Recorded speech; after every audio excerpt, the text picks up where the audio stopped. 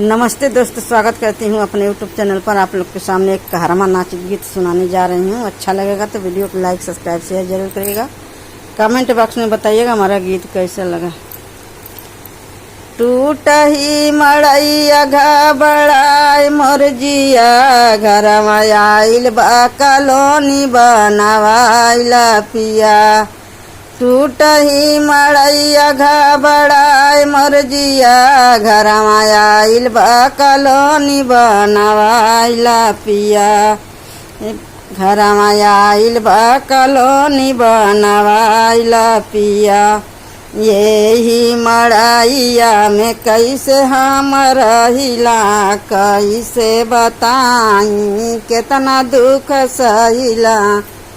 यही मड़ैया में कैसे हम रहिला, कैसे बताई कितना दुख सहिला।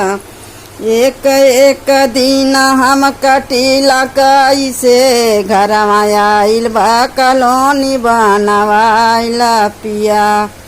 एक एक दिन हम कटिला कैसे, घरमा आइल बा कॉलोनी बनवाइला पिया। टूटही मड़ैया घबराए मोर जिया, घरमा आइल बा कॉलोनी बनवाइला पिया। घरमा आइल बा कॉलोनी बनवाइला पिया।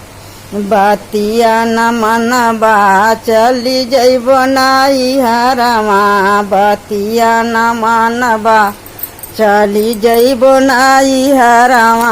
मिली जइहे नौकर पिया बनी जइहे घरवा, मिली जइहे नौकर पिया बनी जइहे घरवा। मानेला न बतिया मोर जिया जरेला जिया, मानेला न बतिया मोर जरेला जिया। घरवा आइल बा कॉलोनी बनवाइला पिया। बतिया न मानेला जरेला जिया, घरवा आइल बा कॉलोनी बनवाइला पिया।